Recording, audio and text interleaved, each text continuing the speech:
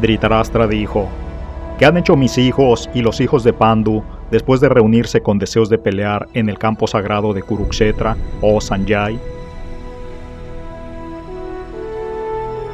Sanjay dijo: Oh rey, después de ver el ejército dispuesto en formación militar por los hijos de Pandu, el rey Duryodhana fue a donde se encontraba su maestro y se dirigió a él con las siguientes palabras: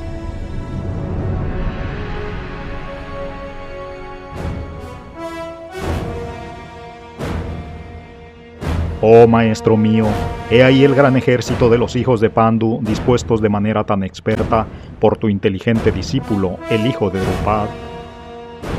Aquí en este ejército hay muchos arqueros heroicos de la talla de Bhima y Arjuna, grandes guerreros tales como Yuyudhan, Virat y Drupad.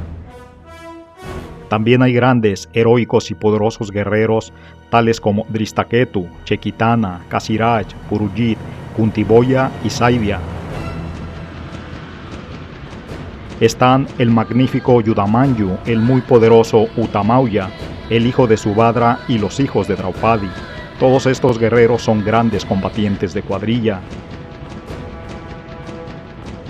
Mas para tu información, oh el mejor de los brahmanas, permíteme hablarte de los capitanes que están especialmente capacitados para dirigir mi fuerza militar.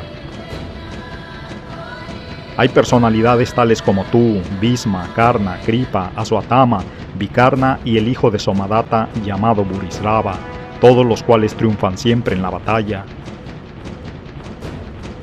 Hay muchos otros héroes que están dispuestos a dar la vida por mí. Todos ellos están bien equipados con diversas clases de armas y todos tienen experiencia en la ciencia militar.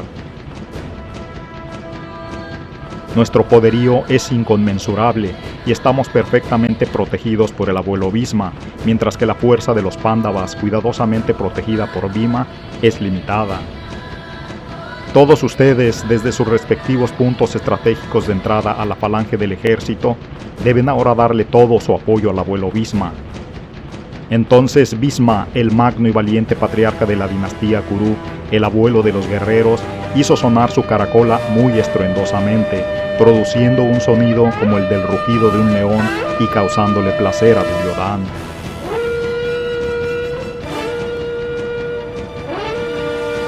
Después de eso, súbitamente sonaron todas las caracolas, los tambores, los clarines, las trompetas y los cuernos, y el sonido conjunto fue tumultuoso.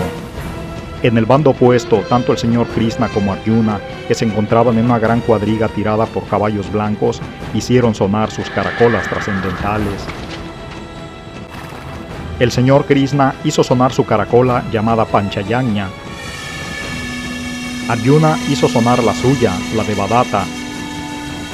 Y Bhima, el que come ferozmente y realiza tareas hercúleas, hizo sonar su aterradora caracola llamada Paundra. El rey Yudhishthira, el hijo de Kunti, hizo sonar su caracola la Anantavyaya.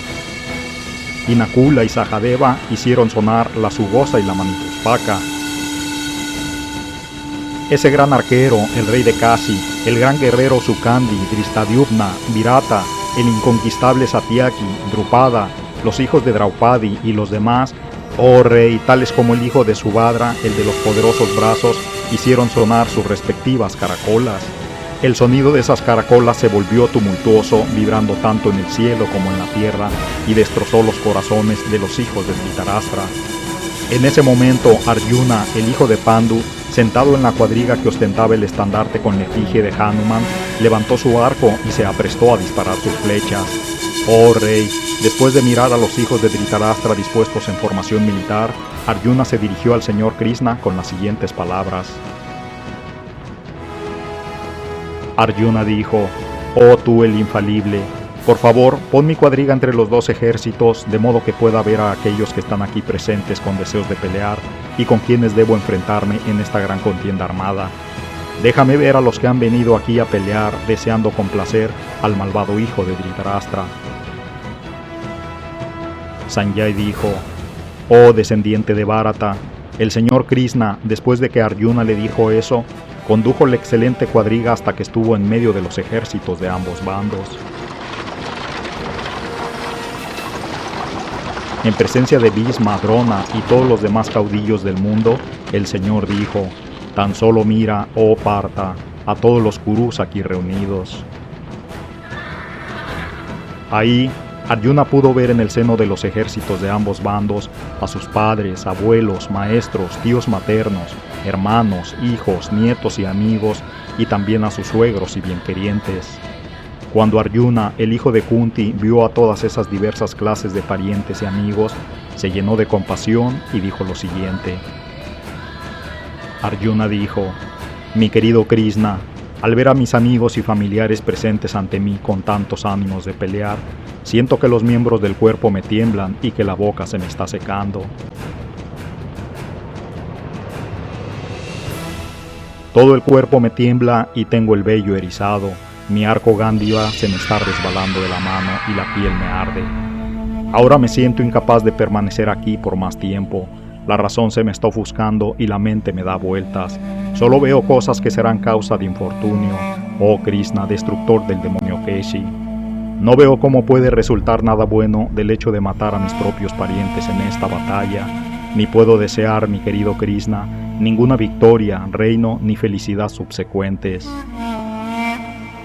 Oh Govinda, ¿de qué nos sirve un reino, la felicidad o incluso la propia vida, cuando todos aquellos para quienes los deseamos se encuentran ahora formados en este campo de batalla? Oh Madhusudan, cuando maestros, padres, hijos, abuelos, tíos maternos, suegros, nietos, cuñados y demás familiares están dispuestos a perder la vida y sus propiedades y se encuentran ante mí, ¿por qué habría yo de desear matarlos, aun a pesar de que si no lo hago, ellos me maten a mí? Oh sustentador de todas las entidades vivientes, no estoy dispuesto a pelear con ellos ni siquiera a cambio de los tres mundos, mucho menos por esta tierra. ¿Qué placer vamos a obtener de matar a los hijos de Dhritarashtra? Si matamos a esos agresores, el pecado se apoderará de nosotros. Por lo tanto, no está bien que matemos a los hijos de Dhritarashtra y a nuestros amigos. Oh Krishna, esposo de la diosa de la fortuna, ¿qué ganaríamos y cómo podríamos ser felices si matamos a nuestros propios parientes? No puedo, pues, matar a mis parientes, a los hijos de un rey que es hermano de mi propio padre. ¿Qué felicidad podría yo jamás sentir después? Aun cuando ellos, cegados por la ambición, no vean mal alguno en la destrucción de una familia, ni se consideren culpables traicionando a los amigos, ¿no debemos nosotros, al darnos cuenta de las consecuencias de una contienda como esta, huir y abstenernos de tomar parte en ella? Con la destrucción de la familia desaparecen las tradicionales prácticas piadosas. De su abolición surge la impiedad que se enseñorea de todos los sobrevivientes. Por el predominio de la impiedad, oh Krishna, se depravan las mujeres, y de esta depravación nace la confusión de las castas. Tal confusión arrastra hacia el infierno a los destructores de la familia y aún a la familia misma, puesto que los manes de sus antepasados, careciendo de las ofrendas funerarias, se precipitan al abismo.